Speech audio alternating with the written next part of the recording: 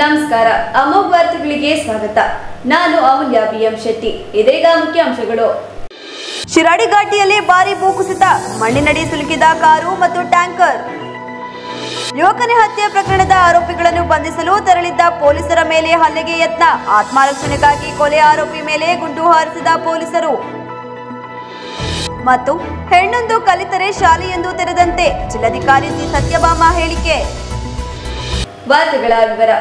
ಶಿರಾಡಿ ಘಾಟಿಯಲ್ಲಿ ಭಾರೀ ಭೂಕುಸಿತ ಸಂಭವಿಸಿದೆ.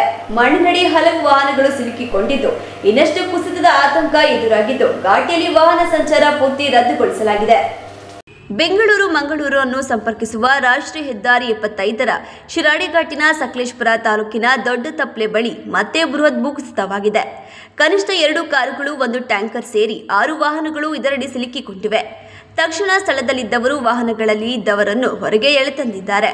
ಸತತ ಮಳೆಯಿಂದ ಸಕಲೇಶಪುರ ತಾಲೂಕಿನ ದೊಡ್ಡ ತಪ್ಪಲೆ ಬಳಿ ಕಳೆದ ವಾರವೂ ಭೂಕುಸಿತವಾಗಿತ್ತು. ಕಳೆದ 15 ದಿನಗಳಿಂದ ಇಲ್ಲಿ ಮಣ್ಣಿನ ರಾಶಿ ಕುಸಿದಿದೆ. ಇನ್ನು ಮತ್ತೆ ಭಾರಿ ಪ್ರಮಾಣದಲ್ಲಿ ಮಣ್ಣು ರಸ್ತೆಗೆ ಕುಸಿದಿದೆ. ಹಲವು ಪ್ರಯಾಣಿಕರು ಕಾರಿನಲ್ಲಿ ಸಿಲುಕಿದ್ದಾರೆ. ಕಾರ್ಯಾಚರಣಾ ಸಿಬ್ಬಂದಿ ಜೆಸಿಬಿ ಮೂಲಕ ಮಣ್ಣು ತೆರವು ಮಾಡುತ್ತಿದ್ದು, ಸ್ಥಳದಲ್ಲಿ ಆತಂಕ ಹೆಚ್ಚಿದೆ. ಮತ್ತಷ್ಟು ಮಣ್ಣು ಕುಸಿದರೆ ದೊಡ್ಡ ಅನಾಹುತವೇ ನಡೆಯುವ ಭೀತಿ ಇದ್ದು, ಸಾಗರೋಪತಿಯಲ್ಲಿ ಮಣ್ಣು ತೆರವು ಮಾಡಲು ಪ್ರಯತ್ನ ನಡೆಯುತ್ತಿದೆ. ಭಾರಿ ಭೂಕುಸಿತವಾಗುತ್ತಿರುವ ಹಿನ್ನೆಲೆಯಲ್ಲಿ ಶಿರಾಡಿ ಘಾಟ್ ರಾಷ್ಟ್ರೀಯ ಹೆದ್ದಾರಿ 75 ಬಂದ್ ಮಾಡಲಾಗಿದ್ದು, ಇದರಿಂದಾಗಿ ವಾಹನಗಳು ಹಲವು ಕಿಲೋಮೀಟರ್ ದೂರ ನಿಂತಲ್ಲೇ ನಿಲ್ಲುವಂತಾಗಿದೆ.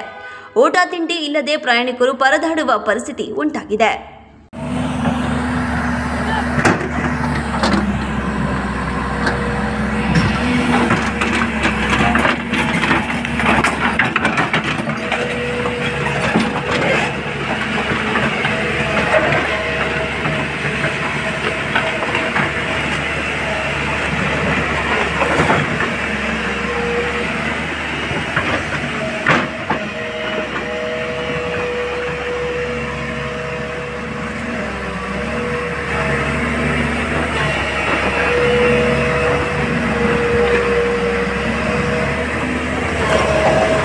ಇದು ಮೇಲ್ಗಡೆ ಇದು ಗುಡ್ಡ ಇತ್ತಲ್ಲ ಸರ್, ಇದು ಗುಡ್ಡ ಪೂರಾ ಬಂದಿದೆ ಸರ್. ಇದು ಪೂರಾ ಬಂದ್ಬಿಟ್ಟು ಈಗ ಒಂದು ಟಿಪ್ಪರು, ಒಂದು ಕಾರು ಮೇಲೆ ಬಂದಿದೆ.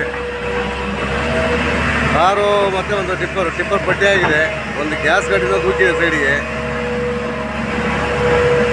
ಈಗ ಹಿಟಾಚಿ ವರ್ಕ್ ಮಾಡ್ತಾ ಇದೆ ಸರ್.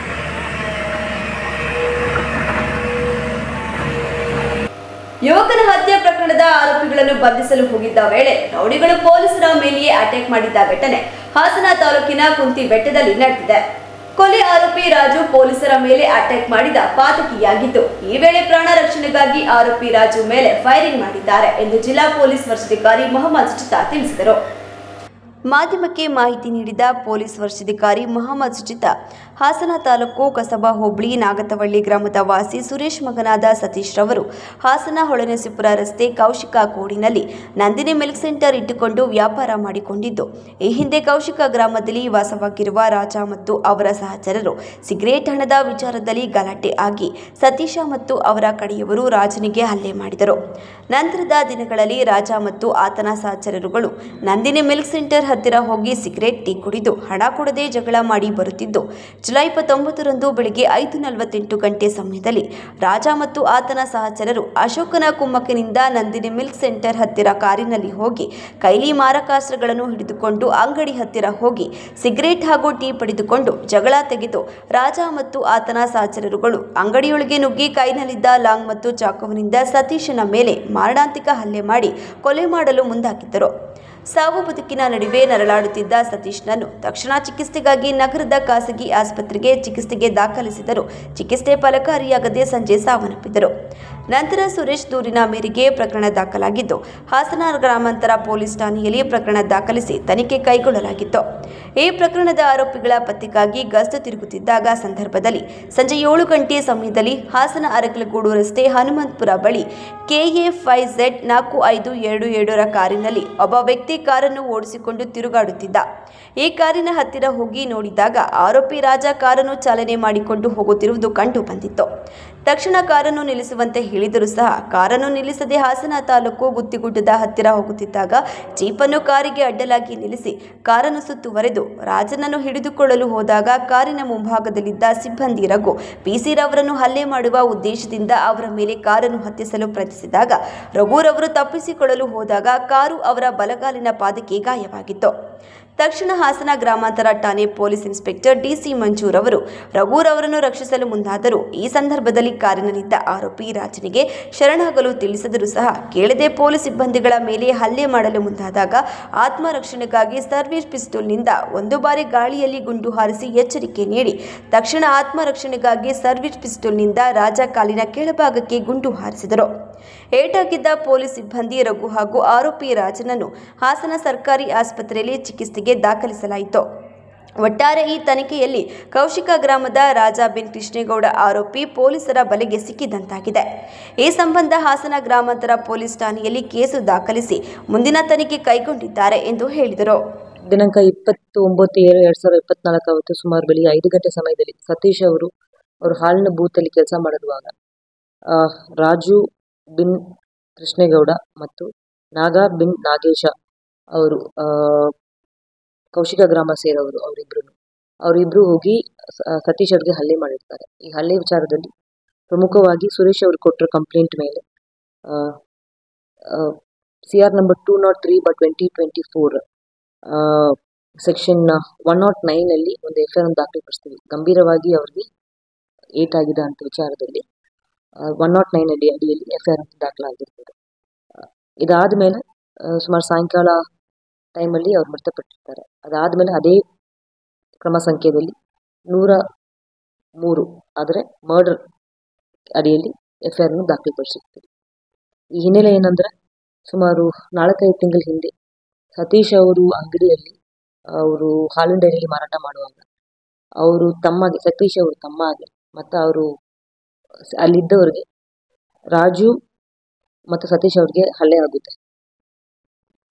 ಹಣಕಾಸಿನ ವಿಚಾರದಲ್ಲಿ ಅವ್ರು ತಗೊಂಡ್ರೆ ಕೆಲವೊಂದು ವಿಷಯಕ್ಕೆ ದುಡ್ಡು ಕೊಡಬೇಕು ಅಂತ ಬರುವಾಗ ಅವರಿಬ್ಬರು ಗಲಾಟೆ ಆಗಿರ್ತಾರೆ. ಆ ಟೈಮಲ್ಲಿ ಸತೀಶ್ ಮತ್ತು ಅವ್ರ ಜೊತೆಗೆ ಯಾರು ಇರ್ತಾರೋ ಅವರು ಬಂದು ರಾಜು ಅವ್ರ ಮೇಲೆ ಹಲ್ಲೆ ಮಾಡಿರ್ತಾರೆ. ಒಂದು 4-5 ತಿಂಗಳ ಹಿಂದೆ ನಡೆದಿದೆ. ಆದರೆ ಯಾವುದೇ ರೀತಿ FIRಗೋಸ್ಕರ ರಾಜು ಆದರೂ ಸಹ ಸತೀಶ್ ಆದರೂ ಸಹ ಪೊಲೀಸ್ ಸ್ಟೇಷನ್ಗೆ ಬರೋದಿಲ್ಲ. ಅವರು ಸ್ವಂತವಾಗಿ ಔಷಧ ಪೊಲೀಸ್ ಸ್ಟೇಷನ್ ಸೆಟಲ್ಮೆಂಟ್ ಮಾಡ್ಕೊಳ್ತಾರೆ.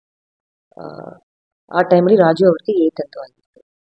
ಆ ಏಟ್ ಟೈಮಲ್ಲಿ ನಮಗೆ ಮೆಡಿಕಲ್ ದುಡ್ಡು ಕೊಡಬೇಕು ಅಂತ ಆ ಸಮಯದಲ್ಲಿ ಅಶೋಕ ಸಮುದ್ರವಳ್ಳಿ ಗ್ರಾಮ ಸೇರುವ ಅಶೋಕ ಅವರನ್ನು ಸೇರಿ ಈ ದುಡ್ಡು ಡಿಮಾಂಡ್ ಮಾಡಿರ್ತಾರೆ. ನಮಗೆ ಹಾಸ್ಪಿಟಲ್ ಖರ್ಚು ವೆಚ್ಚಕ್ಕೆ ನೀವು ದುಡ್ಡು ಕೊಡಬೇಕಾಗಿತ್ತು ಅಂತ. ಆ ಸಮಯದಲ್ಲಿ ಪೊಲೀಸ್ ಸ್ಟೇಷನ್ಗೂ ಸರಿ ಯಾವುದೇ ರೀತಿ ಮಾಹಿತಿ ಇರಲ್ಲ. ಅವರವರೇ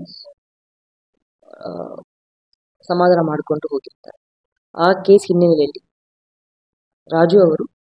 ರಾಜು ಮತ್ತು ನಾಗಾ ಮತ್ತು ಇನ್ನೂ ಇಬ್ಬರು ಸೇರಿ ನಿನ್ನೆ ಬೆಳಿಗ್ಗೆ 29/7/2024 ಬೆಳಿಗ್ಗೆ ಅವ್ರ ಮೇಲೆ ಹಲ್ಲೆ ಮಾಡಿರ್ತಾರೆ. ಅವರಿಬ್ಬರು ಮಧ್ಯೆ ವೈಯಕ್ತಿಕ ವಿಚಾರ, ದುಡ್ಡು ಕೊಡೋ ವಿಚಾರದಲ್ಲಿ ಈ ಘಟನೆಯನ್ನು ಆಗಿದೆ. ನಮಗೆ ಇರುವ ಪ್ರಾಥಮಿಕ ತನಿಖೆಯಲ್ಲಿ ಬಂದಿರೋದು ಸದ್ಯಕ್ಕೆ ರಾಜು ಮತ್ತು ನಾಗಾ ಸ್ಥಳದಲ್ಲಿ ಇದ್ದಾಗ ಪ್ಲಸ್ ಇನ್ನೂ ಇಬ್ಬರು ಅವ್ರ ಜೊತೆಗೆ ಇದ್ದರು. ಬಟ್ ಇದರಲ್ಲಿ ಸಮುದ್ರದಲ್ಲಿ ಅಶೋಕ್ ಅವ್ರದ್ದು ಪಾತ್ರ ಇದ್ದ ಅಂತ ಕಂಪ್ಲೇಂಟ್ ಪ್ರಕಾರ ಕೊಟ್ಟಿದ್ದಾರೆ. ಅವರು ಪಾತ್ರ ಇರಬಹುದು ಅಂತ ಅವರು ಕೊಟ್ಟಿದ್ದಾರೆ. ಮತ್ತು ಸಮುದ್ರದಲ್ಲಿ ಅಶೋಕ್ ಅವ್ರ ಸ್ಥಳದಲ್ಲಿ ಇದ್ದಾರಾ ಇಲ್ಲ ಬೇರೆ ಕಡೆ ಇದ್ದಾರಾ ಅವ್ರ ಪಾತ್ರ ಏನಂತ ನಾವು ತನಿಖೆ ಮಾಡಬೇಕು ಅಂತ ಗೊತ್ತಾದ ಮೇಲೆ ನಾವು ಈ ಕೇಸನ್ನು ಮರ್ಡರ್ ಕೇಸಲ್ಲಿ ನಾವು ದಾಖಲೆಪಡಿಸಿದ್ದೀವಿ. ಆ ಸಮಯದಲ್ಲಿ ಅವ್ರು ಯಾವ ಗಾಡಿಯಲ್ಲಿ ಓಡಾಡ್ತಾ ಇದ್ರು ಆ ಗಾಡಿ ನಂಬರನ್ನು ನಾವು ಎಲ್ಲ ಚೆಕ್ ಪೋಸ್ಟ್ ಮತ್ತು ಎಲ್ಲ ಕಡೆ ನಾವು ಏನು ನಾಕಾಬಂದಿ ಕ್ರಿಯೇಟ್ ಮಾಡ್ತೀವಿ ಸಾಯಂಕಾಲ ಟೈಮಲ್ಲಿ. ಆ ನಾಕಾಬಂದಿಯಲ್ಲಿ ನಮ್ಗೆ ಕಂಟ್ರೋಲ್ ರೂಮ್ಗೆ ಮಾಹಿತಿ ಬಂತು. ಸೇಂದರ್ ಈ ಗಾಡಿ ಅಲ್ಲಿ ಓಡಾಡ್ತಾ ಇದೆ ಅಂತ ಬಂತು. ಆ ಸಮಯದಲ್ಲಿ ನಮ್ಮ ಕುಂತಿ ಬೆಟ್ಟ ಹತ್ರ ಹಾಸನ ರೋಡ್ ಲಿಮಿಟ್ಸ್ ಕುಂಟಿ ಬೆಟ್ಟ ಹತ್ರ ಅವ್ರ ಗಾಡಿ ಓಡಾಡ್ತಾ ಇದೆ ಅಂತ ಮಾಹಿತಿ ಬಂದಾದ್ಮೇಲೆ ಇನ್ಸ್ಪೆಕ್ಟರ್ ಮತ್ತು ಅವರು ಟೀಮ್ ಹೋಗಿ ಅವ್ರನ್ನ ದಸ್ತಗಿರಿ ಮಾಡುವ ಸಮಯದಲ್ಲಿ ಅವ್ರ ಗಾಡಿ ಫಸ್ಟ್ ಅಡ್ಡಪಡಿಸಿದ್ದಾರೆ. ಅವ್ರೊಂದು ಕಾರಲ್ಲಿ ಬರ್ತಾ ಇದ್ರು, ಪಡಿಸಿದ್ದಾರೆ. ಅಡ್ಡಪಡಿಸೋ ಸಮಯದಲ್ಲಿ ರಘು ಅವ್ರಿಗೆ ಅವರು ಗಾಡಿಯಿಂದ ಹಿಟ್ ಮಾಡಿದ್ದಾರೆ. ಅವ್ರು ಹೋಗಿ ಗುದ್ದಿದ್ದಾರೆ ಗಾಡಿ. ಅದಾದ್ಮೇಲೂ ಸಹ ನಮ್ಮ ಇನ್ಸ್ಪೆಕ್ಟರ್ ಅವರು ಗಾಡಿ ಸ್ಟಾಪ್ ಮಾಡೋ ಪ್ರಯತ್ನ ಪಡುವಾಗ ರ್ಯಾಶ್ ಆಗಿ ಡ್ರೈವಿಂಗ್ ಮಾಡಿಕೊಂಡು ಬಂದು ಸ್ಟಾಪ್ ಮಾಡಿದ್ದಾರೆ. ಆ ಸಮಯದಲ್ಲಿ ಹೊರಗಡೆ ಬರುವ ಸಮಯದಲ್ಲಿ ಅವ್ರ ಕೈಯಲ್ಲಿ ಅವ್ರ ಗಾಡಿನ ಬಿಟ್ಟು ಇಳಿಯುವಾಗ ಕೈಯಲ್ಲಿ ಮಚ್ಚು ಮತ್ತು ಲಾಂಗ್ ಇರುವ ಕಾರಣಕ್ಕೋಸ್ಕರ ಮತ್ತು ನಮ್ಮ ಸಿಬ್ಬಂದಿ ರಘು ಅಂತ ಯಾರು ಅವ್ರ ಮೇಲೆ ಹಲ್ಲೆ ಮಾಡಿರೋ ಕಾರಣಕ್ಕೋಸ್ಕರ ಅವ್ರ ಮೇಲೆ ನಾವು ಸೆಲ್ಫ್ ಡಿಫೆನ್ಸ್ಗೋಸ್ಕರ ಫೈರಿಂಗ್ ಮಾಡೋಕೆ ಅವಶ್ಯಕತೆ ಇದೆ. ಹೆಣ್ಣೆಂದು ಕಲಿತರೆ ಶಾಲೆಯೆಂದು ತೆರೆದಂತೆ. ಮನೆಯಲ್ಲಿ ಮಕ್ಕಳಿಗೆ ಸರಿಯಾದ ಸಂಸ್ಕಾರ ಕೊಟ್ಟರೆ ಕೊಲೆಸಲಿಗೆ ಮಾನವ ಕಳ್ಳ ಸಾಗಾಣಿಕೆ ಯಾವುದೂ ಇರುವುದಿಲ್ಲ. ಉತ್ತಮ ಭವಿಷ್ಯದ ಜೊತೆಗೆ ಉತ್ತಮ ಸಮಾಜ ನಿರ್ಮಾಣ ಮಾಡಬಹುದು ಎಂದು ಜಿಲ್ಲಾಧಿಕಾರಿ ಸಿ ಸತ್ಯಭಾಮ ಹೇಳಿದರು. ಹಾಸನಾಂಬ ಕಲಾಕ್ಷೇತ್ರದಲ್ಲಿ ಜಿಲ್ಲಾಡಳಿತ, ಜಿಲ್ಲಾ ಪಂಚಾಯತ್, ಜಿಲ್ಲಾ ಕಾನೂನು ಸೇವೆಗಳ ಪ್ರಾಧಿಕಾರ, ಮಹಿಳಾ ಮತ್ತು ಮಕ್ಕಳ ಅಭಿವೃದ್ಧಿ ಇಲಾಖೆ, ಪೊಲೀಸ್ ಇಲಾಖೆ, ಸಮಾಜ ಕಲ್ಯಾಣ ಇಲಾಖೆ, ಕಾರ್ಮಿಕ ಇಲಾಖೆ ಹಾಗೂ ಶಿಕ್ಷಣ ಇಲಾಖೆ ಸಂಯುಕ್ತಾಶ್ರಯದಲ್ಲಿ ಬೇಟಿ ಬಚಾವ್ ಬೇಟಿ ಪಢಾವ್ ಯೋಜನೆಯಡಿ ಹಮ್ಮಿಕೊಳ್ಳಲಾಗಿದ್ದ ಮಾನವ ಕಳ್ಳ ಸಾಗಾಣಿಕೆ ತಡೆ ದಿನಾಚರಣೆಯ ಕಾರ್ಯಕ್ರಮವನ್ನು ದೀಪ ಬೆಳಗುವುದರ ಮೂಲಕ ಉದ್ಘಾಟಿಸಿ ಮಾತನಾಡಿದ ಅವರು, ಕತ್ತಲು ಇರುವ ಕಡೆ ನಾವು ಬೆಳಕಿನ ದೀಪಗಳನ್ನು ಹಚ್ಚಬೇಕು. ಈ ಹಣತೆಗಳೇ ನಾವು ಹೆಣ್ಣು ಮಕ್ಕಳು. ಹುಟ್ಟಿದ ಮನೆ ಆಗಲಿ, ಕೊಟ್ಟ ಮನೆ ಆಗಲಿ ಹಾಗೂ ಸಮಾಜಕ್ಕೆ ಆಗಲಿ ನಾವು ಹಣತೆಗಳಾಗಿ ಹೆಣ್ಣು ಮಕ್ಕಳು ಕೆಲಸ ನಿರ್ವಹಿಸಬೇಕು ಎಂಬುದು ಆಶಯ. ಇಲ್ಲಿರುವ ಪ್ರತಿ ಹೆಣ್ಣು ಮಕ್ಕಳು ಹಾಗೂ ಪ್ರತಿ ವಿದ್ಯಾರ್ಥಿನಿಯರು ಕೂಡ ಈ ಹಣತೆಗಳಾಗಿ ಅವರು ಉಜ್ವಲಿಸಿ ಪ್ರಜ್ವಲಿಸಲಿ. ಸಮಾಜದಲ್ಲಿ ಬೇಕಾದಷ್ಟು ಕತ್ತಲು ಇದೆ. ಕತ್ತಲನ್ನು ಹೋಗಲಾಡಿಸಿ ನಾವು ಬೆಳಕನ್ನು ನೀಡುವಂತಹ ದೀಪಗಳಾಗಬೇಕು. ಹೆಣ್ಣೆಂದು ಕಲಿತರೆ ಶಾಲೆಯೆಂದು ತೆರೆದಂತೆ. ಮನೆಯಲ್ಲಿ ಮಕ್ಕಳಿಗೆ ಸರಿಯಾದ ಸಂಸ್ಕಾರ ಕೊಟ್ಟರೆ ಕೊಲೆಯ ಸುಲಿಗೆ, ಮಾನವ ಕಳ್ಳ ಸಾಗಾಣಿಕೆ ಯಾವುದೂ ಇರುವುದಿಲ್ಲ. ಹೆಣ್ಣು ಮಕ್ಕಳು ಸೇರಿ ಶಿಕ್ಷಣ ಪಡೆಯುತ್ತಿದ್ದು ಸಾಕ್ಷರತಾ ಪ್ರಮಾಣ 100ರಷ್ಟು ಬರುತ್ತಿದೆ. ಸಾಕ್ಷರತೆ ಎಲ್ಲ, ನಮಗೆ ಬೇಕಾಗಿರುವುದು ಪ್ರಾಮಾಣಿಕತೆ. ತಪ್ಪು ಮಾಡಬಾರದು ಎನ್ನುವ ಮನೋಭಾವ ಬರಬೇಕು. ದೇಶದಲ್ಲಿರುವ ಎಲ್ಲ ಹೆಣ್ಣು ಮಕ್ಕಳು ವಿದ್ಯಾಭ್ಯಾಸ ಪಡೆಯಬೇಕು. ಅಪ್ರಾಮಾಣಿಕತೆಯಿಂದ ಇಲ್ಲದೆ ಮೌಲ್ಯಗಳನ್ನು ಕಳೆದುಕೊಳ್ಳುತ್ತಿದೆ ಎಂದು ಹೇಳಿದರು. ನೋಡಿದಾಗ ಹಗಲೊತ್ತಲ್ಲಿ ನೋಡಿದ್ರೆ ಎಲ್ಲ ಬೆಳಕಾಗಿರುತ್ತೆ, ರಾತ್ರಿ ಹೊತ್ತಲ್ಲಿ ನೋಡಿದ್ರೆ ಎಲ್ಲ ಕತ್ಲಾಗಿರುತ್ತೆ. ಎಲ್ಲಿ ದೀಪಗಳನ್ನ ಹಚ್ಚಬೇಕು. ಕತ್ತಲಲ್ಲಿರೋ ಕಡೆ ನಾವು ಹಣತೆಗಳನ್ನ ಹಚ್ಚಬೇಕು. ಈ ಹಣತೆಗಳೇ ನಾವು ಹೆಣ್ಮಕ್ಳು. ಅಂದರೆ ಏನು ಮೇಡಮ್ ಹಂಗೆ ಹೇಳಿದ್ರಿ ಅಂತಂದರೆ, ಅಂದರೆ ಅದಕ್ಕೆ ಹೋಲಿಸ್ತಾ ಇದ್ದೀನಿ ಅಂತಂದರೆ, ಎಲ್ಲೆಲ್ಲಿ ಬೆಳಕನ್ನು ನೀಡ್ತೀವಿ, ಹುಟ್ಟಿದ ಮನೆಗೆ ಆಗಲಿ, ಕೊಟ್ಟ ಮನೆಗೆ ಆಗಲಿ, ಸಮಾಜಕ್ಕೆ ಆಗಲಿ ನಾವು ಹಣತೆಗಳಾಗಿ ಹೆಣ್ಣು ಮಕ್ಕಳು ಕೆಲಸ ನಿರ್ವಹಿಸಬೇಕು. ಇದು ನನ್ನ ಆಶಯ. ಬಹುಶಃ ಇಲ್ಲಿರೋ ಪ್ರತಿಯೊಂದು ಹೆಣ್ಣು ಮಗಳನ್ನು, ಪ್ರತಿಯೊಂದು ವಿದ್ಯಾರ್ಥಿನಿಯರು ಕೂಡ ಈ ಹಣತೆಗಳಾಗಿ ಅವರು ಉಜ್ವಲಿಸ್ತಾರೆ, ಪ್ರಜ್ವಲಿಸ್ತಾರೆ ಅಂತಂದ್ಬಿಟ್ಟು ನಾನು ಅಂದ್ಕೊಂಡಿದ್ದೀನಿ. ಯಾಕೆ ಅಂತಂದರೆ ಹೆಣ್ಣು ಮಕ್ಕಳು, ನನ್ನ ಕೆಲವು ಸಮಾಜಗಳಿದೆ, ಹೆಣ್ಣು ಮಕ್ಕಳನ್ನ ಓದಿಸೋದೆ ಮುಂದೆ ಕಳಿಸಿದ್ರೆ ಕೆಟ್ಟು ಹೋಗ್ತಾರೆ. ಬೇಕಾದಷ್ಟು ಸಮಾಜದಲ್ಲಿ ಕತ್ತಲಿದೆ. ಆ ಕತ್ತಲನ್ನು ಓಡಿಸಿ ನಾವು ಒಂದು ಬೆಳಕನ್ನು ನೀಡುವಂಥ ಹಣತೆಗಳಾಗಬೇಕು ಹೆಣ್ಣು ಮಕ್ಕಳು, ಅಂದರೆ ದೀಪಗಳಾಗಬೇಕು. ನಾವು ಅದಕ್ಕೇನೆ ಇರೋದು. ನಾವು ಕತ್ತಲನ್ನು ಇನ್ನಷ್ಟು ಕತ್ತಲು ಮಾಡಲಿಕ್ಕೆ ಅಲ್ಲ ನಾವಿರೋದು. ಹೆಣ್ಣು ಮಕ್ಕಳಿರೋದು. ಹೆಣ್ಣೊಂದು ಕಲಿತರೆ ಶಾಲೆಯೊಂದು ತೆರೆದಂತೆ. ಹೆಣ್ಣೊಂದು ಸಂಸ್ಕಾರವನ್ನ ಒಂದು ಫ್ಯಾಮಿಲಿಯಲ್ಲಿ ಕೊಟ್ಟರೆ ಮಕ್ಕಳಿಗೆ ಕೊಲೆ, ಸುಲಿಗೆ, ಬೇರೆ ಬೇರೆ ಈ ಮಾನವ ಕಳ್ಳ ಸಾಗಾಣಿಕೆ ಇದ್ಯಾವುದೂ ಇರಲ್ಲ ರೀ. ನಮ್ಮಲ್ಲಿ ಇವತ್ತು ಏನು ಬೇಕಾಗಿರೋದು, ನಾವು ಓದ್ತಾ ಇದ್ದೀವಿ, ಹೆಣ್ಣು ಮಕ್ಕಳನ್ನು ಸೇರಿಸಿ ಓದ್ತಾ ಇದ್ದೀವಿ. ಎಜುಕೇಷನ್ನು ಎಷ್ಟು ಸಾಕ್ಷರತೆ ಪ್ರಮಾಣ 100% ಬಂದಿದೆ. ನಾನಲ್ಲಿ ತಪ್ಪು ಮಾಡಿದೆ ಅಂತಂದ್ಬಿಟ್ಟಂದ್ರೆ, ನಾನು ಇದನ್ನು ಮಾಡಲ್ಲ ಅಂತಂದ್ರೆ ಅದನ್ನು ಮಾಡಬಾರ್ದು. ಅಲ್ಲಿ ನಾವೇನು ಹೇಳ್ತೀವಿ, ಸುಳ್ಳು ಹೇಳ್ತೀವಿ. ಎಲ್ಲಿದೆಯಮ್ಮ ಅಂತಂದ್ರೆ ನಾನು ಶಾಲೆಯಲ್ಲೇ ಇರಲ್ಲ. ನಾನು ಹೇಳ್ತೀನಿ ಶಾಲೆಯಲ್ಲಿ ಮಕ್ಳಿಗೆ ಪಾಠ ಮಾಡ್ತಾ ಇದ್ದೀನಿ ಅಂತಂದ್ಬಿಟ್ಟು ಹೇಳ್ತೀನಿ. ಅಪ್ರಾಮಾಣಿಕತೆ. ಈಗ ರೋಡ್ಸು ಇದು ಎಲ್ಲ ಸರಿಯಾಗಿಲ್ಲ ಅಂತಂದ್ಬಿಟ್ಟು ಬೈತಾರಲ್ಲ, ಎಲ್ಲ ನಮ್ಮ ಜನರು ಬೈತಾರೆ, ಎಲ್ಲರೂ ಬೈತಾರೆ. ಯಾರು ಮಾಡಿರೋದು ರೋಡನ್ನೆಲ್ಲ? ಓದಿರೋರು ಮಾಡಿರೋದು. ಓದಿರೋರು, ಇಂಜಿನಿಯರಿಂಗ್ ಪದವಿ ಇರೋರು ಮಾಡಿರೋದು. ಆಮೇಲೆ ನಾವು ನೀವು ಎಲ್ಲ ಮಾಡ್ತಾ ಇರೋದು ಎಲ್ಲ ಓದಿರೋರೇ ಮಾಡಿರೋ ಕೆಲಸ. ಪಾಪ ಅವನಿಗೆ ಗೊತ್ತಿಲ್ಲ, ಅವ್ನಿಗೆ ಅಷ್ಟು ನಾಲೆಡ್ಜ್ ಇಲ್ಲ, ಹಂಗಾಗಿ ಅವ್ನು ಮಾಡ್ದ, ಅದು ಸರಿ ಇಲ್ಲ ಅಂತಂದ್ಬಿಟ್ಟು ಹೇಳಕ್ ಬರಲ್ಲ. ಅವನಿಗೆಲ್ಲ ನಾಲೆಡ್ಜ್ ಇದ್ದೇ ಮಾಡ್ತಾನೆ. ಅದಕ್ಕೆ ನಾನು ಹೇಳಿದ್ದು ಪ್ರಾಮಾಣಿಕತೆ ಅಂದ್ರೆ ಎಲ್ಲಾನು ಇದ್ದು ತಪ್ಪು ಮಾಡೋದು, ಅದನ್ನು ಕ್ಷಮಿಸ್ಲಿಕ್ಕೆ ಆಗಲ್ಲ. ಈ ದೇಶದಲ್ಲಿರುವಂತ ಎಲ್ಲ ಹೆಣ್ಣು ಮಗಳು ಮೊದಲನೇದಾಗಿ ವಿದ್ಯಾಭ್ಯಾಸ ಕಲಿಬೇಕು. ಆಮೇಲೆ ಎಲ್ಲ ಹೆಣ್ಣು ಮಕ್ಕಳು ಗರ್ಭದಲ್ಲಿರುವ ಪ್ರಸವ ಪೂರ್ವ ಲಿಂಗ ಪತ್ತೆ ಅಂತಂದ್ಬಿಟ್ಟು ಇದೆಯಲ್ವಾ, PCPNDT act, pre conception and pre natal diagnostic technique ಅಂತಂದ್ಬಿಟ್ಟು ಅದು ಆಕ್ಟ್ ಇರೋದು. ಬಹಳ ಸಿಂಪಲ್ ಆಕ್ಟ್ ಇದೆ. ಈ ಸಂದರ್ಭದಲ್ಲಿ ಹಿರಿಯ ಸಿವಿಲ್ ನ್ಯಾಯಾಧೀಶರಾದ GK ದಾಕ್ಷಾಯಿಣಿ, ಸಮಾಜ ಕಲ್ಯಾಣ ಇಲಾಖೆ ಉಪನಿರ್ದೇಶಕರ ದೂದ್ ಪೀರ್, ಪದವಿ ಪೂರ್ವ ಶಿಕ್ಷಣ ಇಲಾಖೆ ಉಪನಿರ್ದೇಶಕ CM ಮಹಾಲಿಂಗಯ್ಯ, ಜಿಲ್ಲಾ ಕಾರ್ಮಿಕ ಇಲಾಖೆ ಅಧಿಕಾರಿ KN ಯಮುನಾ, ಜಿಲ್ಲಾ ಪಂಚಾಯತ್ ಯೋಜನಾಧಿಕಾರಿ ಪರಪ್ಪಸ್ವಾಮಿ, ವಕೀಲರ ಸಂಘದ ಉಪಾಧ್ಯಕ್ಷ ಯೋಗೇಶ್, ಮಹದೇವ್, ಮಾನಸಿಕ ಆರೋಗ್ಯ ತಜ್ಞ ಮಂಜುನಾಥ್, ಅನಿಲ್ ಉಪಸ್ಥಿತರಿದ್ದರು. ರಾತ್ರಿ ಸುರಿದ ಭಾರಿ ಮಳೆಗೆ ತಾಲೂಕಿನ ಹಲವು ಕೆರೆಗಳು ಕೋಡಿ ಬಿದ್ದ ಪರಿಣಾಮ ರೈತ ಹೊಲಕ್ಕೆ ನೀರು ಹರಿದು ಅಪಾರ ಬೆಳೆ ನಷ್ಟ ಉಂಟಾದ ಸ್ಥಳಕ್ಕೆ ಶಾಸಕ ಎ ಮಂಜು ಭೇಟಿ ನೀಡಿ ಪರಿಶೀಲನೆ ನಡೆಸಿ ಅಧಿಕಾರಿಗಳಿಗೆ ಶೀಘ್ರವಾಗಿ ಮಳೆಹಾರಿ ಪರಿಹಾರ ನಿಧಿಯಿಂದ ರೈತರಿಗೆ ಪರಿಹಾರ ಕೊಡಿಸುವಂತೆ ಸೂಚನೆ ನೀಡಿದರು. ಅರಕಲಗೂಡು ತಾಲೂಕಿನ ದಡದಹಳ್ಳಿ ಗ್ರಾಮದ ಕೆರೆ ತುಂಬಿ ರಸ್ತೆಯ ಮೇಲೆ ನೀರು ಹರಿಯುತ್ತಿರುವ ಸ್ಥಳಕ್ಕೆ ಶಾಸಕ ಎ ಮಂಜು ಭೇಟಿ ನೀಡಿ ಮಾತನಾಡಿ, ಕ್ಷೇತ್ರದ ವ್ಯಾಪ್ತಿಯಲ್ಲಿ ಕಾವೇರಿ ಹಾಗೂ ಹೇಮಾವತಿ ನದಿಯು ಹರಿಯುತ್ತಿದ್ದು ಅತಿ ಹೆಚ್ಚು ಮಳೆಯಾಗುತ್ತಿರುವ ಹಿನ್ನೆಲೆ ಪ್ರವಾಹ ಪರಿಸ್ಥಿತಿ ಉಂಟಾಗಿದ್ದು ಕೆರೆ ಕಟ್ಟೆಗಳು ತುಂಬಿ ಕೋಡಿ ಬಿದ್ದು ರೈತರ ಜಮೀನಿನ ಮೇಲೆ ಹೆಚ್ಚಾದ ನೀರು ನುಗ್ಗುತ್ತಿದ್ದು ಬೆಳೆ ಸಂಪೂರ್ಣ ನಷ್ಟವಾಗಿದ್ದು ರೈತರು ಸಂಕಷ್ಟದಲ್ಲಿದ್ದು ತುರ್ತಾಗಿ ಪರಿಹಾರ ನೀಡುವಂತೆ ತಾಲೂಕು ಆಡಳಿತಕ್ಕೆ ಸೂಚನೆ ನೀಡಲಾಗಿದೆ.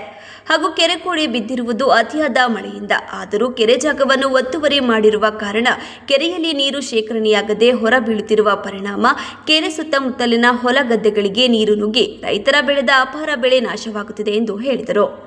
ಕೋಡಿ ಬಿದ್ದಿದೆ, ಅದರಿಂದ ಬಹುತೇಕ ಇಲ್ಲಿನ ತಗ್ಗು ಪ್ರದೇಶಗಳಿಗೆಲ್ಲ ನೀರು ನುಗ್ಗಿದೆ.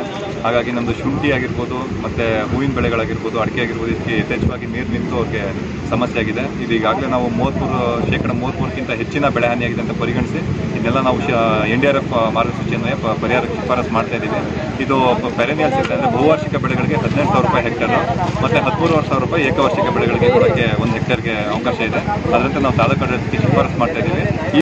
ತೋಟಗಾರಿಕೆ ಇಲಾಖೆ ಸಹಾಯ ನಿರ್ದೇಶಕ ರಾಜೇಶ್ ದಡದಹಳ್ಳಿ ಪರಿಸರನ ಹಳ್ಳಿ ಗ್ರಾಮಗಳ ಸುತ್ತಮುತ್ತಲಿನ ಹೊಲಗದ್ದೆಗಳಿಗೆ ನೀರು ನುಗ್ಗಿ ಬೆಳೆ ನಷ್ಟವಾಗಿರುವ ರೈತರು ಇಲಾಖೆ ಅರ್ಜಿ ಸಲ್ಲಿಸಿದರೆ ಜಿಲ್ಲಾಡಳಿತಕ್ಕೆ ಮನವಿ ಸಲ್ಲಿಸಿ ಪರಿಹಾರ ಒದಗಿಸುವ ನಿಟ್ಟಿನಲ್ಲಿ ಪ್ರಾಮಾಣಿಕವಾಗಿ ಪ್ರಯತ್ನಿಸುವುದಾಗಿ ತಿಳಿಸಿದರು. ಬಸ್ ನಿಲ್ದಾಣ ಸ್ಥಳಾಂತರಿಸದಂತೆ ಈಗ ಇರುವಂತಹ ಸ್ಥಳದಲ್ಲಿಯೇ ಅದನ್ನು ಶಾಶ್ವತವಾಗಿ ಉಳಿಸಲು ಪ್ರಗತಿಪರ ಸಂಘಟನೆಯ ಒಕ್ಕೂಟದಿಂದ ಮಾನ್ಯ ಸಾರಿಗೆ ಸಚಿವರು ಹಾಗೂ ಲೋಕೋಪಯೋಗಿ ಇಲಾಖೆಯ ಸಚಿವರಿಗೆ ಮನವಿ ಮಾಡಲು ಪೂರ್ವಭಾವಿ ಸಭೆಯಲ್ಲಿ ತೀರ್ಮಾನಿಸಲಾಯಿತು. ಪ್ರಗತಿಪರ ಸಂಘಟನೆಯ ಒಕ್ಕೂಟದಿಂದ ಇತ್ತೀಚೆಗೆ ಬಸ್ ನಿಲ್ದಾಣ ಬೇರೆಡೆಗೆ ಸ್ಥಳಾಂತರಿಸುವ ಹಿನ್ನೆಲೆಯಲ್ಲಿ ತೀವ್ರ ಆಕ್ರೋಶ ವ್ಯಕ್ತಪಡಿಸಿದ ಹಿನ್ನೆಲೆಯಲ್ಲಿ ಪಟ್ಟಣದ ವರ್ತಕರು, ಪ್ರಗತಿಪರ ಸಂಘಟನೆಯ ಮುಖಂಡರು ಪ್ರವಾಸಿ ಮಂದಿರದಲ್ಲಿ ಸಭೆ ನಡೆಸಿ ಒಮ್ಮತದ ಸಂಬಂಧಪಟ್ಟ ಸಚಿವರಿಗೆ ಹಾಗೂ ಶಾಸಕರಿಗೆ ಮನವಿ ಮಾಡಲಾಗುವುದು. ಇದಕ್ಕೂ ಸ್ಪಂದಿಸದಿದ್ದರೆ ಬೇಲೂರು ಬಂದ್ಗೆ ಎಲ್ಲರ ಅಭಿಪ್ರಾಯ ಸಂಗ್ರಹಿಸಿ ಮುಂದಿನ ತೀರ್ಮಾನ ಕೈಗೊಳ್ಳಲಾಗುವುದು ಎಂದು ಪ್ರಗತಿಪರ ಸಂಘಟನೆಯ ವತಿಯಿಂದ ಒಮ್ಮತದ ತೀರ್ಮಾನ ಮಾಡಲಾಯಿತು. ಇಲ್ಲಿ ಎಲ್ಲರ ಅಭಿಪ್ರಾಯವನ್ನು ಸಂಗ್ರಹಿಸಿ ಬಸ್ ನಿಲ್ದಾಣವನ್ನು ಇಲ್ಲಿಯೇ ಲೋಕೋಪಯೋಗಿ ಇಲಾಖೆ ಜಾಗ ಪಡೆದು ನಿಲ್ದಾಣವನ್ನು ಅಗಲೀಕರಣ ಮಾಡಿದರೆ ಸಾರ್ವಜನಿಕರಿಗೆ ಅನುಕೂಲವಾಗುತ್ತದೆ. ಅದನ್ನು ಬಿಟ್ಟು ರಿಯಲ್ ಎಸ್ಟೇಟ್ ಲೇಔಟ್ ಮಾಲೀಕರನ್ನು ಬೆಳೆಸಲು ಅವಶ್ಯಕತೆ ಇಲ್ಲ. ಇದೊಂದು ವಿಶ್ವವಿಖ್ಯಾತ ಪ್ರವಾಸಿ ತಾಣ, ಎಲ್ಲರ ಸಹಮತ ಪಡೆದು ಅಭಿವೃದ್ಧಿ ಮಾಡಬೇಕು. ಅದನ್ನು ಬಿಟ್ಟು ವೈಯಕ್ತಿಕ ಹಿತಾಸಕ್ತಿಯನ್ನು ಬಿಡಬೇಕು. ಬೇಲೂರಿನ ಅಭಿವೃದ್ಧಿಯಾಗಬೇಕು ಹೊರತು ಇಲ್ಲಿನ ಬಸ್ ನಿಲ್ದಾಣವನ್ನು ಬೇರೆಡೆಗೆ ಸ್ಥಳಾಂತರಿಸಿ ಪಟ್ಟಣವನ್ನು ಸ್ಮಶಾನ ಮಾಡುವುದು ಬೇಡ. ಎಲ್ಲರೂ ಸಹ ಅಭಿವೃದ್ಧಿ ವಿಚಾರದಲ್ಲಿ ಪಕ್ಷಭೇದ ಮರೆತು ಶಾಸಕರಿಗೆ ಸಂಪೂರ್ಣ ಸಹಕಾರ ನೀಡುತ್ತೇವೆ.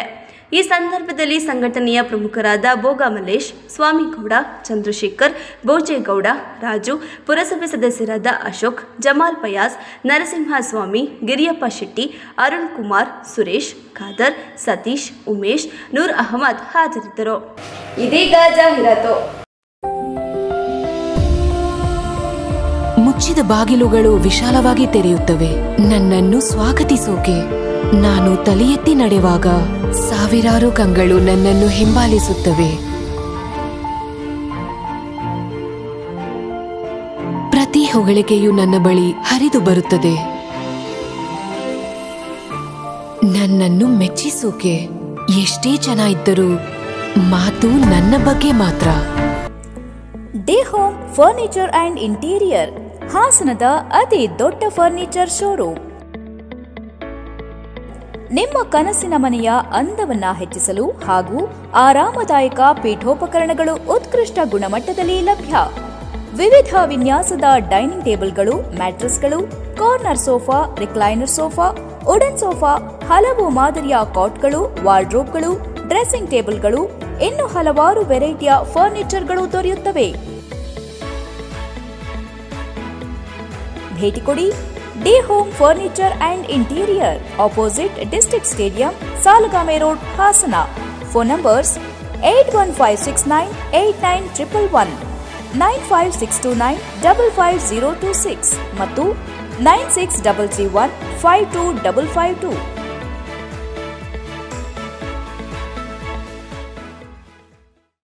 ಕಲ್ಯಾಣ ಮಂಟಪ 12 ವಸಂತಗಳನ್ನು ಪೂರೈಸಿ 13ನೇ ವರ್ಷಕ್ಕೆ ಪಾದಾರ್ಪಣೆ ಮಾಡುತ್ತಿರುವ ಗೋಮತಿ ಕಲ್ಯಾಣ ಮಂಟಪವನ್ನು ಹೊಚ್ಚ ಹೊಸ ರೂಪದಲ್ಲಿ ನಿಮ್ಮ ಮುಂದೆ ಪ್ರಸ್ತುತಪಡಿಸುತ್ತಿದ್ದೇವೆ. ಅತ್ಯಾಧುನಿಕವಾಗಿ ನವೀಕರಣಗೊಂಡ ಕಲ್ಯಾಣ ಮಂಟಪದಲ್ಲಿ 1500 ಜನರು ಪಾಲ್ಗೊಳ್ಳಬಹುದಾದ ಬ್ಯಾಂಕ್ವೆಟ್ ಹಾಲ್, 700 ಜನರು ಊಟ ಮಾಡಬಹುದಾದ ಡೈನಿಂಗ್ ಹಾಲ್ ಇದ್ದು, ಮದುವೆ, ಬೀಗರ ಔತಣ, ನಾಮಕರಣ ಮತ್ತು ಎಲ್ಲ ಶುಭ ಸಮಾರಂಭಗಳಿಗೆ, ಸಸ್ಯಾಹಾರಿ ಮತ್ತು ಮಾಂಸಾಹಾರಿ ಔತಣಗಳಿಗೆ ಹಾಲ್ ಅನ್ನು ನೀಡಲಾಗುತ್ತದೆ. 4 ಎಕರೆಗೂ ಅಧಿಕ ಜಾಗದಲ್ಲಿ ವಾಹನಗಳಿಗೆ ಉತ್ತಮವಾದ ಪಾರ್ಕಿಂಗ್ ವ್ಯವಸ್ಥೆ ಸಹ ಲಭ್ಯವಿದೆ. ನಿಮ್ಮ ಕುಟುಂಬದ ಸುಂದರ ಕಾರ್ಯಕ್ರಮಗಳನ್ನು ಅತ್ಯುತ್ತಮ ಕ್ಷಣಗಳನ್ನಾಗಿ ಮಾರ್ಪಾಡಾಗಿಸಲು ಒಂದು ಒಳ್ಳೆಯ ಜಾಗ, ಅದುವೇ ನಮ್ಮ ಗೋಮತಿ ಕಲ್ಯಾಣ ಮಂಟಪ. ಗೋಮತಿ ಕಲ್ಯಾಣ ಮಂಟಪ, ಕೋರ್ಟ್ ಹೊಸ ಬಸ್ ನಿಲ್ದಾಣದ ಹತ್ತಿರ, ಚನ್ನಪಟ್ಟಣ ಬಡಾವಣೆ, ಹೊಳೆನರಸೀಪುರ ರಸ್ತೆ, ಹಾಸನ. ಬುಕಿಂಗ್ ಹಾಗೂ ಹೆಚ್ಚಿನ ಮಾಹಿತಿಗಾಗಿ ಸಂಪರ್ಕಿಸಿ 9448427261 8970568666. Bhima Brilliance Diamond Jewelry Festival till 31st July. Get assured cashback of ₹7,000 per carat and enjoy flat ₹500 off per gram on gold in diamond jewelry. Available at all Bhima Jewelers showrooms. TNC apply.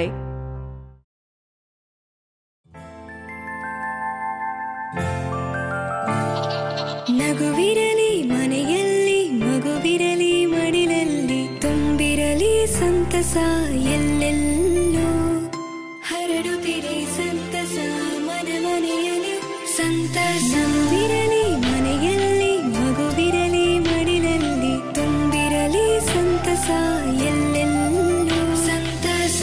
ಸಂತಸ IVF ಮತ್ತು endo surgery centre, Hassan ಮತ್ತು ಮೈಸೂರು.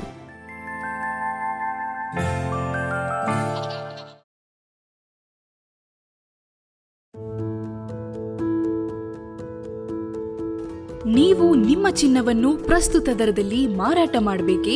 ನೀವು ನಿಮ್ಮ ಗಿರವಿ ಇಟ್ಟಿರುವ ಚಿನ್ನವನ್ನು ಬಿಡಿಸಲು ಹಣ ಬೇಕೇ? ಹಿಂದೆ ಕರೆ ಮಾಡಿ ಸ್ಕಂದ ಗೋಲ್ಡ್ ಕಂಪನಿ 7996089960.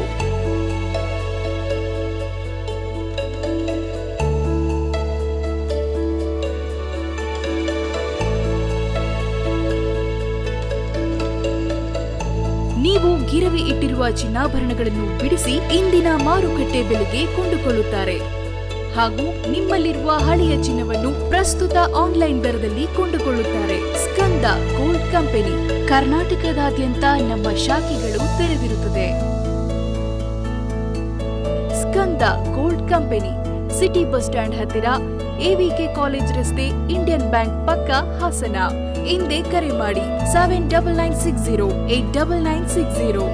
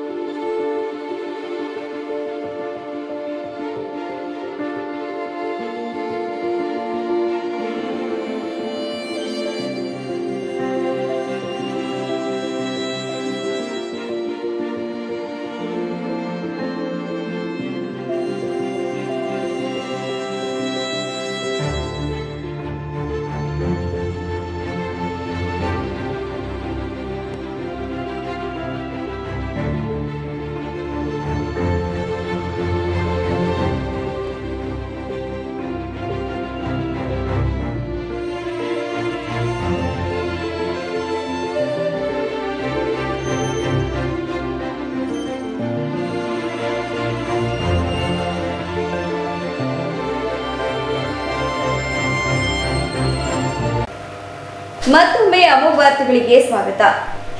ವಿದ್ಯೆ ಸಾಧಕರ ಸತ್ತು. ಕಲಿಯಬೇಕು ಎಂಬ ಇಚ್ಛೆ ಇದ್ದಾಗ ಏನನ್ನ ಬೇಕಾದರೂ ಸಾಧಿಸಲು ಸಾಧ್ಯ. ಇದಕ್ಕೆ ಬಹಳಷ್ಟು ಉದಾಹರಣೆಗಳು ನಮ್ಮ ಕಣ್ಣೆದುರಲ್ಲೇ ಇದೆ ಎಂದು ಮಾಜಿ ಸಚಿವ ಎ ಮಂಜು ತಿಳಿಸಿದರು. ಅರಕಲಗೂಡು ಪಟ್ಟಣದ ಬಾಲಕಿಯರ ಸರ್ಕಾರಿ ಪದವಿ ಪೂರ್ವ ಕಾಲೇಜಿನಲ್ಲಿ ನಡೆದ ಸ್ವಾಗತ ಕಾರ್ಯಕ್ರಮ, ಪ್ರತಿಭಾ ಪುರಸ್ಕಾರ, ಕ್ರೀಡೆ ಮತ್ತು ಸಾಂಸ್ಕೃತಿಕ ಕಾರ್ಯಕ್ರಮಗಳಿಗೆ ಚಾಲನೆ ನೀಡಿ ಮಾತನಾಡುತ್ತಾ, ವಿದ್ಯಾರ್ಥಿಗಳು ಕೇವಲ ಅಂಕಗಳಿಗೆ ಮಾತ್ರ ಸೀಮಿತಗೊಳ್ಳದೆ ಶಿಕ್ಷಣದ ಮೂಲಕ ಜ್ಞಾನವನ್ನು ವೃದ್ಧಿಸಿಕೊಂಡಾಗ ಬದುಕಿನಲ್ಲಿ ಉನ್ನತವಾದದ್ದನ್ನು ಸಾಧಿಸಲು ಸಾಧ್ಯವಾಗುತ್ತದೆ ಎಂದು ಹೇಳಿದರು. ನಮ್ಮ ಏನು ಆಗ್ಬೇಕು ಮನಸ್ಸು ಮಾಡ್ತಿರಲ್ಲ, ಅದು ಭಾರಿ ಮುಖ್ಯವಾದ. ಮಾನಸಿಕ ನಾವೇನು ಸಾಧನೆ ಮಾಡೋಕ್ಕಾಗಲ್ಲ, ಅಥವಾ ಬುದ್ಧಿವಂತಿಕೆಯಿಂದ ನೀವು ಸಾಧನೆ ಮಾಡ್ತಕ್ಕಂಥದ್ದು. ಮಾನಸ ಏನಂದ್ರೆ ಒಂದು ಇಂಟರ್ವ್ಯೂ ಹೋಗೋದಕ್ಕೆ ಮಾಡಿಸೋದು. ನಮ್ಮ ಮಾರ್ಕ್ಸ್ ಅಂದ್ರೆ ನಮಗೆ ಕಡಿಮೆ ಆಗಿಲ್ಲ ಮಾರ್ಕ್ಸ್ ಏನಾದ್ರು ದಾರಿ ಹಿಡಿಬೇಕಂತ ಹೇಳಿ ನಾವು ಈ ದಾರಿ ಹಿಡಿಕೊಳ್ಳೋಣ. ರಾಜಕೀಯವಾಗಿ ಏನಾದ್ರು ಒಂದು ಸಾಧನೆ ಮಾಡಬೇಕು ಅಂತ ನಾವು ಹೊರಟಾಗ ಏನಾದ್ರು ಮಾಡಬೇಕು ಏನಾದ್ರು ಆಗ್ತೀವಿ ಅಂದ್ರೆ ಯಾರು ಗೊತ್ತಾಗೂ ಇರಲಿಲ್ಲ.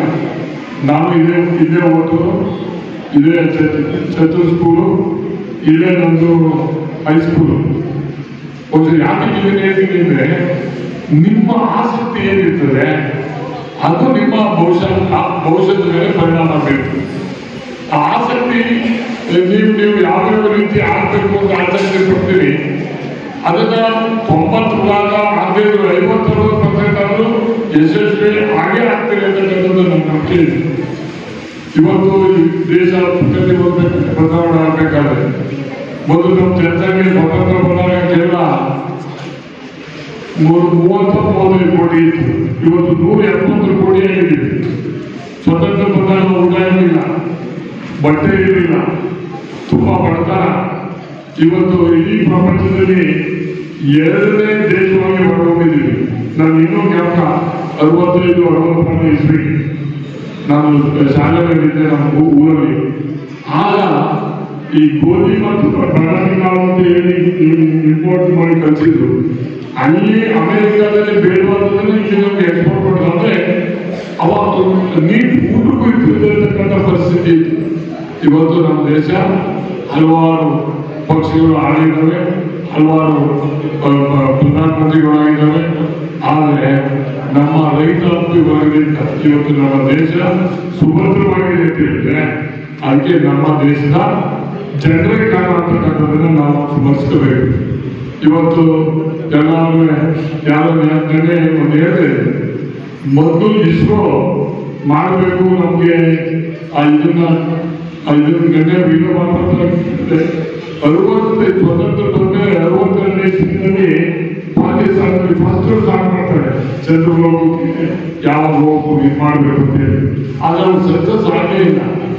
ನಾವು ಇವತ್ತು ಎಲ್ಲ ತರವಾದಂತ ಇವತ್ತು ಚಂದ್ರಗೆ ಹೋಗಿರ್ತಕ್ಕಂಥದಕ್ಕೆ ಸಕ್ಸಸ್ ಆಗಿರ್ತಕ್ಕಂಥದ್ದನ್ನ ನಾವು ನೋಡಿದ್ರೆ ನಮ್ಮ ದೇಶ ಬೇರೆ ದೇಶಕ್ಕಿಂತ ಕಡಿಮೆ ಇಲ್ಲ ಅಂತಕ್ಕಂಥದಕ್ಕೆ ಸಾಧನೆ ಮಾಡಿರ್ತಕ್ಕಂಥದ್ದು ಯಾರು ಅಂದ್ರೆ ಆಸಕ್ತಿ ಇರ್ತಕ್ಕಂಥ ಸೈಂಟಿಸ್ಟ್ಗಳು ನಮ್ಮ ದೇಶವನ್ನು ಇವತ್ತು ಪ್ರೊಟೆಕ್ಟ್ ಮಾಡಿರ್ತಕ್ಕಂಥದ್ದನ್ನು ನಾವು ನೋಡಿದ್ದೀವಿ. ಗೊರೂರು ಸರ್ಕಾರಿ ಪದವಿ ಪೂರ್ವ ಕಾಲೇಜು ಪ್ರಾಂಶುಪಾಲರಾದ ಡಿ ಶೋಭಾ ಮಾತನಾಡಿ, ಹೆಣ್ಣು ಮಕ್ಕಳು ಶಿಕ್ಷಣದಿಂದ ವಂಚಿತರಾಗಬಾರದು. ಹೆಣ್ಣು ಮಕ್ಕಳ ಸಾಧನೆ ಕಡಿಮೆ ಇಲ್ಲ. ಸ್ಪಷ್ಟವಾದ ಗುರಿ ಇಟ್ಟುಕೊಂಡು ಅದನ್ನು ಸಾಕಾರಗೊಳಿಸಲು ಶ್ರಮಿಸಬೇಕು. ವಿದ್ಯಾರ್ಥಿಗಳು ಪ್ರತಿನಿತ್ಯ ದಿನಪತ್ರಿಕೆಗಳನ್ನು ಓದುವುದರಿಂದ ಪ್ರಚಲಿತ ವಿದ್ಯಮಾನಗಳ ಕುರಿತು ಅರಿವು ಪಡೆಯಲು ಸಾಧ್ಯವಾಗುತ್ತದೆ ಎಂದರು. ನೀವು ಕೂಡ ಮುಂದೊಂದು ದಿನ ವೇದಿಕೆಯಲ್ಲಿ ಬಂದು ಕುಳಿತು ಒಂದು ಕೊಡುವಂತ ಒಂದು ಗುಣವನ್ನು ಬೆಳೆಸಿಕೊಳ್ಳಿ. ಆಮೇಲೆ ಮಾನಶಾಸ್ತ್ರಗಳು ವಿದ್ಯಾರ್ಥಿಗಳನ್ನ ಕರೆದು ಸ್ಟೇಜಲ್ಲಿ ಕೂರಿಸಿದ್ರು. ಕಾರಣ ಈ ದೆಸೆಯಿಂದಲೇ ಅವರಲ್ಲಿ ನಾಯಕತ್ವ ಬರಲಿ ಅನ್ನೋ ಒಂದು ಉದ್ದೇಶ. ಆ ಉದ್ದೇಶ ನಿಜವಾಗ್ಲೂ ಸಫಲ ಆಗಬೇಕು. ನಾನು ಈ ಸಂದರ್ಭದಲ್ಲಿ ಒಂದು ಮಾತನ್ನ ಹೇಳ್ತೀನಿ. ಈ ತಾನೇ ಮಂಜು ಒಂದು ಮಾತು ಕೇಳಿದ್ರು ಮಕ್ಕಳಿಗೆ, ಯಾರು ಈಗ ಮೊನ್ನೆ ಒಲಿಂಪಿಕ್ಸ್ ಅಲ್ಲಿ ಯಾರು ಗೆದ್ದಿದ್ದು ಅಂತ ಕೇಳಿದ್ರು. ಆದ್ರೆ ಒಂದು ವಿದ್ಯಾರ್ಥಿ ಕೂಡ ಕೈಗೊಂಡಿಲ್ಲ. ಇದು ವಿಪರ್ಯಾಸ. ದಯಮಾಡಿ ಮಕ್ಕಳು ಪ್ರತಿನಿತ್ಯ ನ್ಯೂಸ್ ಓದಬೇಕು. ನೀವು ಅಪ್ಡೇಟ್ ಆಗಬೇಕು. ಗೊತ್ತಾಯ್ತಾ? ಪಾಠ ಪ್ರವಚನ ಜೊತೆ ಯಾವ್ಯಾವ ವಿಚಾರಗಳು ನಮ್ಮ ದೇಶದಲ್ಲಿ ಆಗ್ತಾ ಇದೆ, ಯಾವ ವಿಚಾರಗಳು ನಮ್ಮ ದೇಶಕ್ಕೆ ಏನೇನು ತರ್ತಿದೆ, ಅದನ್ನು ಪ್ರತಿಯೊಬ್ಬ ವಿದ್ಯಾರ್ಥಿಗಳು ತಿಳ್ಕೋಬೇಕು. ನೀವು ಆ ವ್ಯಕ್ತಿಯ ಹೆಸರನ್ನು ಯಾವಾಗಲೂ ನೆನಪಿಟ್ಕೊಳ್ಬೇಕು. ಅದು ನಮ್ಮ ದೇಶದ ಒಂದು ಹೆಮ್ಮೆ ಅಂತ ನಾನು ಹೇಳಿಕ್ಕೆ ಇಷ್ಟಪಡ್ತೇನೆ. ಮೊನ್ನೆ ರಾಜ್ಯಸಭಾ ಸದಸ್ಯರಾದಂಥ ಶ್ರೀಮತಿ ಸುಧಾಮೂರ್ತಿ ಅವರ ಹೆಸರು ಕೇಳಿದ್ಯಾ? ಇನ್ಫೋಸಿಸ್ ಸಂಸ್ಥಾಪಕಿ, ರಾಜ್ಯಸಭಾ ಮೆಂಬರ್ ಆಗಿ ಮೊದಲ ಭಾಷಣದಲ್ಲಿ ಅವರು ಹೆಣ್ಮಕ್ಕಳ ಬಗ್ಗೆ ಒಂದು ವಿಚಾರವನ್ನು ಹೇಳಿದರು. 9 ರಿಂದ 14 ವರ್ಷದ ಒಳಗಿನ ಹೆಣ್ಣು ಮಕ್ಕಳಿಗೆ ಲಸಿಕೆಯನ್ನು ನೀಡುವಂತಾಗಬೇಕು. ಮುಂದೆ ಆರೋಗ್ಯದಲ್ಲಿ ಹೆಣ್ಣು ಮಕ್ಕಳಿಗೆ ಸರ್ವೈಕಲ್ ಕ್ಯಾನ್ಸರ್ ಅನ್ನೋ ಒಂದು ಆರೋಗ್ಯ ಒಂದು ಪದ್ಧತಿಗೆ prevention is better than cure ಅಂತ ಹೇಳ್ತಾರೆ. ಅದು ಇಡೀ ದೇಶಾದ್ಯಂತ ಒಂದು ವ್ಯಾಕ್ಸಿನೇಷನ್ ಮಾಡಿಕೊಳ್ಳೋದಕ್ಕೆ ಮಕ್ಕಳಿಗೆ ಅರಿವು ಮೂಡಿಸಬೇಕು ಅಂತ ಅವರ ಒಂದು ಕಾಳಜಿ, ಹೆಣ್ಣು ಮಕ್ಕಳ ಆರೋಗ್ಯದ ಬಗ್ಗೆ ಇರ್ತಕ್ಕಂಥ ಕಾಳಜಿಯನ್ನ ಅದು ಸೂಚಿಸುತ್ತೆ. ಕಳೆದ ಸಾಲಿನ ದ್ವಿತೀಯ ಪಿಯುಸಿ ತರಗತಿಯಲ್ಲಿ ಹೆಚ್ಚಿನ ಅಂಕ ಗಳಿಸಿದ ಹಾಗೂ ವಾಲಿಬಾಲ್ ಪಂದ್ಯಾವಳಿಯಲ್ಲಿ ರಾಷ್ಟ್ರಮಟ್ಟಕ್ಕೆ ಆಯ್ಕೆಯಾದ ಪಿಎಂ ಅಕ್ಷತಾ ಅವರಿಗೆ ಪ್ರತಿಭಾ ಪುರಸ್ಕಾರ ನೀಡಿ ಗೌರವಿಸಲಾಯಿತು. ಈ ಸಂದರ್ಭದಲ್ಲಿ ಕಾಲೇಜು ಅಭಿವೃದ್ಧಿ ಸಮಿತಿ ಉಪಾಧ್ಯಕ್ಷ ಎಚ್ಎಸ್ ಮಂಜು, ಸದಸ್ಯರಾದ ಮಂಜುನಾಥ್, ಎಜೆ ಖಲೀಲ್, ಸವಿತಾ, ಎಂಜಿ ಗಾಯತ್ರಿ, ಪ್ರಾಂಶುಪಾಲರಾದ ಟಿ ಪದ್ಮಾ ಉಪಸ್ಥಿತರಿದ್ದರು. ಬೇಲೂರು ಪಟ್ಟಣದ ಚನ್ನಕೇಶವ ಗೌಡರ ಬೀದಿಯ ಮನೆಯಲ್ಲಿ ಹಣ ಹಾಗೂ ಚಿನ್ನ ಬೆಳ್ಳಿ ಕಳ್ಳತನವಾಗಿರುವ ಘಟನೆ ನಡೆದಿದೆ. ಸುದ್ದಿಗಾರರೊಂದಿಗೆ ಮಾತನಾಡಿದ ಮನೆಯ ಮಾಲೀಕ ಬಿಎಂ ಆನಂದ್ ಕುಮಾರ್ ಯಲಹಂಕ ಬ್ಯಾಡರಹಳ್ಳಿ ಗ್ರಾಮದವರಾಗಿದ್ದು, ಇಲ್ಲಿ ಚನ್ನಕೇಶವ ಗೌಡರ ಬೀದಿಯಲ್ಲಿ ವಾಸವಾಗಿದ್ದೇವೆ. ದೇವಸ್ಥಾನ ಹತ್ತಿರ ಮೊಬೈಲ್ ಅಂಗಡಿ ಬಾಗಿಲು ಹಾಕಿಕೊಂಡು ಚಿಕ್ಕಮಗಳೂರಿನ ಹೆಂಡತಿಯವರ ಮನೆಗೆ ಹೋಗಿದ್ದೆ. ನಂತರ ಬೆಳಗ್ಗೆ ವಾಪಸ್ ಬಂದು ಮನೆಗೆ ಬಂದು ನೋಡಿದಾಗ ಮನೆಯ ಬೀಗ ಜಜ್ಜಿದ ಗುರುತಿತ್ತು. ಸ್ನೇಹಿತರಿಗೆ ತಿಳಿಸಿ ಮನೆ ಒಳಗೆ ಹೋಗಿ ನೋಡಿದಾಗ ಮನೆಯಲ್ಲಿದ್ದ ವಸ್ತುಗಳೆಲ್ಲ ಚಿಲ್ಲಾಪಿಲ್ಲಿಯಾಗಿತ್ತು. ಬೀರಿನ ಬಾಗಿಲು ತೆಗೆದು ನೋಡಿದಾಗ ಅದರಲ್ಲಿದ್ದ ಸುಮಾರು 150 ಗ್ರಾಂ ಚಿನ್ನ, 40 ಗ್ರಾಂ ಬೆಳ್ಳಿ ಹಾಗೂ 8,000 ಹಣ ಕಳ್ಳತನ ಆಗಿದ್ದು ವಿಷಯವನ್ನು ಪೊಲೀಸರಿಗೆ ತಿಳಿಸಿದ್ದೇವೆ ಎಂದು ಹೇಳಿದರು. ನಮ್ಮದು ಯಲಹಂಕ ಬ್ಯಾಡ್ರಲ್ಲಿ ನಾವಿಲ್ಲೇ ಚನ್ನಕೇಶವ ಗೌಡರ ಬೀದಿಲಿ ವಾಸವಾಗಿದ್ವಿ. ನಮ್ಮ ದೇವಸ್ಥಾನ ಹತ್ರ ಮೊಬೈಲ್ ಶಾಪ್ ಇದೆ. ನಿನ್ನೆ ಸಂಜೆ 5:15 ಅಂಗಡಿ ಕ್ಲೋಸ್ ಮಾಡ್ಕೊಂಡು ಬಂದು ಮನೇನ ಬೀಗ ಹಾಕೊಂಡು ನಾನು ಚಿಕ್ಕಮಗಳೂರಿಗೆ ನಮ್ಮ ಮಿಸ್ಸಸ್ ಅವ್ರ ಮನೆಗೆ ಹೋಗಿದ್ದೆ. ಬೆಳಗ್ಗೆ 6:45 ಬಂದು ನೋಡಿದಾಗ ಬೀಗನ ಜಜ್ಜಿದ್ ಗುರ್ತಿತ್ತು. ನಮ್ಮ ಸ್ನೇಹಿತರಿಗೊಬ್ರಿಗೆ ತಿಳಿಸಿ ಬೀಗ ತೆಗೆದು ನಾವು ಒಳಗಡೆ ಹೋಗಿ ನೋಡಿದಾಗ ಎಲ್ಲ ಬೀರ್ನ ಬಟ್ಟೆ ಎಲ್ಲ ತೆಗೆದು ಇದ್ದಿದ್ದು ಚಿನ್ನ ಮತ್ತು ಬೆಳ್ಳಿ ಎಲ್ಲ ತಗೊಂಡೋಗಿದ್ದಾರೆ. ಅದೇ ತಕ್ಷಣ ನಮ್ಮ ಪೊಲೀಸ್ ಇಲಾಖೆಯವ್ರಿಗೆ ತಿಳಿಸಿದೆ. ಪೊಲೀಸ್ ಇಲಾಖೆಯವ್ರು ಬಂದೆಲ್ಲ ನೋಡಿ ಈಗ ಬೆರಳಚ್ಚು ಎಲ್ಲ ಮಾಡ್ಕೊಂಡು ಹೋಗಿದ್ದಾರೆ. ಈಗ ಚಿನ್ನ ಎಷ್ಟಾಗಿದೆ? ಚಿನ್ನ ಅಂದಾಜು ಒಂದು 105 ಗ್ರಾಮು. ದುಡ್ಡು ಒಂದು 6,000 to 8,000 ರೂಪಾಯಿ ದುಡ್ಡಿತ್ತು ಅಷ್ಟೇ. ಬೆಳ್ಳಿ ಒಂದು 30 to 40 ಗ್ರಾಮು. ಪೊಲೀಸ್ ಇಲಾಖೆಯವರು ಏನಂದ್ರೆ ಇವಾಗ ಅದೇ ಬೆರಳಚ್ಚು ಎಲ್ಲ ಮಾಡ್ಕೊಂಡು ಹೋಗಿದ್ದಾರೆ. ಸ್ಟೇಷನಿಗೆ ಬಂದ್ಬಿಟ್ಟು ಇವಾಗ ಒಂದು ಕಂಪ್ಲೇಂಟ್ ಕೊಡಿ ಅಂತ ಹೇಳೋಗಿದ್ದಾರೆ. ಈಗ ಸ್ಟೇಷನ್ಗೆ ಹೋಗಿ ಕಂಪ್ಲೇಂಟ್ ಕೊಡಬೇಕು. ಹೇಮಾವತಿ ನದಿಯ ಹರಿವಿನ ಪ್ರಮಾಣ ಹೆಚ್ಚಾದ ಹಿನ್ನೆಲೆ ನಾಗರಹಾವು ಹೊಳೆಮಲೇಶ್ವರ ಸ್ವಾಮಿ ದೇವಸ್ಥಾನದ ಒಳಗಡೆ ಪ್ರವೇಶಿಸಿ ಆಶ್ರಯ ಪಡೆದಿದೆ. ಸಕಲೇಶಪುರ ಭಾಗದಲ್ಲಿ ಧಾರಾಕಾರ ಮಳೆಯಾಗುತ್ತಿದ್ದು ಪರಿಣಾಮ ಹೇಮಾವತಿ ನದಿ ಉಕ್ಕಿ ಹರಿಯುತ್ತಿದೆ. ನದಿಯ ನೀರಿನ ಮಟ್ಟಕ್ಕೆ ಹೆಚ್ಚಾಗುತ್ತಿದ್ದಂತೆ ಪಟ್ಟಣದಲ್ಲಿರುವ ಹೊಳೆಮಲೇಶ್ವರ ಸ್ವಾಮಿ ದೇವಸ್ಥಾನಕ್ಕೆ ಜಲದಿಗ್ಬಂಧನವಾಗಿದೆ. ಮತ್ತೊಂದೆಡೆ ನಾಗರಹಾವೊಂದು ದೇವಸ್ಥಾನದ ಒಳಾಂಗಣಕ್ಕೆ ಬಂದು ಹೆಡೆ ಎತ್ತಿ ಮುಂಜಾನೆ ತೆರಳಿದ ಭಕ್ತರಿಗೆ ದರ್ಶನ ನೀಡಿದೆ. ಕೊನೆಯಲ್ಲಿ ಮತ್ತೊಮ್ಮೆ ಮುಖ್ಯಾಂಶಗಳು. ಶಿರಾಡಿ ಘಾಟಿಯಲ್ಲಿ ಭಾರೀ ಭೂಕುಸಿತ, ಮಣ್ಣಿನಡಿ ಸಿಲುಕಿದ ಕಾರು ಮತ್ತು ಟ್ಯಾಂಕರ್. ಯುವಕನ ಹತ್ಯೆ ಪ್ರಕರಣದ ಆರೋಪಿಗಳನ್ನು ಬಂಧಿಸಲು ತೆರಳಿದ್ದ ಪೊಲೀಸರ ಮೇಲೆ ಹಲ್ಲೆಗೆ ಯತ್ನ, ಆತ್ಮರಕ್ಷಣೆಗಾಗಿ ಕೊಲೆ ಆರೋಪಿ ಮೇಲೆ ಗುಂಡು ಹಾರಿಸಿದ ಪೊಲೀಸರು. ಮತ್ತು ಹೆಣ್ಣೊಂದು ಕಲಿತರೆ ಶಾಲೆಯೊಂದು ತೆರೆದಂತೆ, ಜಿಲ್ಲಾಧಿಕಾರಿ ಸಿ ಸತ್ಯಭಾಮ ಹೇಳಿಕೆ. ಮುಂದಿನ ವಾರ್ತಾ ಸಂಚಿಕೆಯೊಂದಿಗೆ ಮತ್ತೆ ಭೇಟಿಯಾಗೋಣ. ವಂದನೆಗಳು.